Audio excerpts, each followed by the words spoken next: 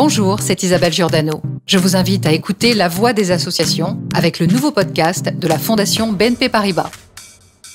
La prostitution des mineurs touche 6 à 10 000 personnes chaque année. C'est l'une des raisons qui a conduit la Fondation BNP Paribas à lancer son plan jeunesse. 3 champs d'action au programme: accompagnement scolaire, précarité, détresse psychologique et physique.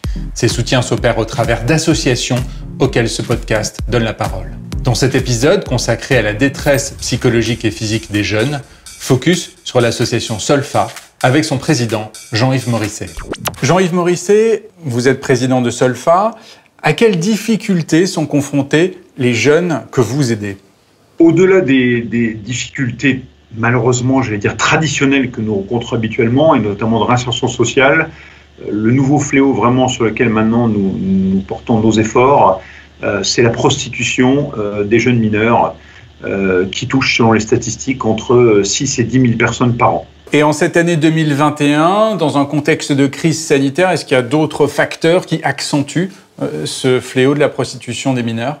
Mais malheureusement, effectivement, la crise sanitaire a accentué les phénomènes d'isolement et on a constaté de façon très nette une augmentation très forte des problématiques d'addictologie et des problèmes aussi de psychiatrie d'ailleurs. Quelles actions est-ce que Solfa met en place pour aider ces jeunes?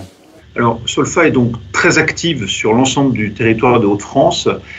Sa première mission, c'est l'écoute des jeunes femmes qui viennent nous voir, ou qui nous sont envoyées par exemple par le 3919.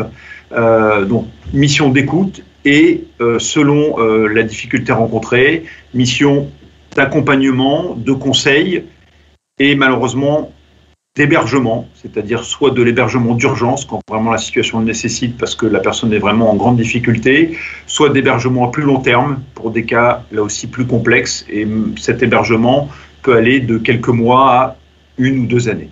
Comment concrètement la Fondation BNP Paribas avec son plan jeunesse va vous aider?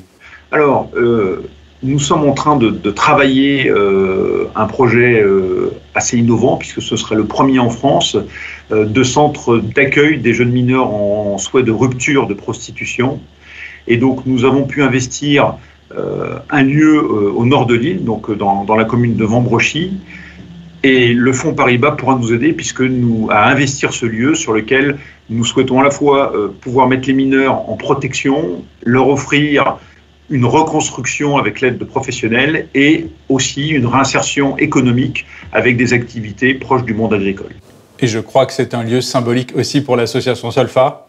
Oui, c'est un lieu symbolique, effectivement, puisque c'est le lieu où habitait la famille des fondatrices de l'association, donc en 1947.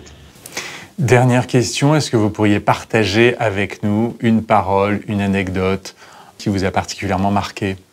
Au-delà des paroles et des anecdotes, parce que malheureusement les jeunes sont peu loquaces, mais en tout cas, nous recevons régulièrement des lettres, des petits mots, des jeunes qu'on reçoit, qui sont souvent malheureusement très cabossés par les difficultés qu'elles ont rencontrées et qui viennent remercier nos professionnels, témoigner et parfois même vouloir nous aider pour aider les autres jeunes filles en difficulté. Donc ça, c'est une vraie fierté et dont à Solfa, encore une fois, nous sommes vraiment extrêmement fiers de tous ces témoignages. Jean-Yves Morisset, président de Solfa, merci beaucoup.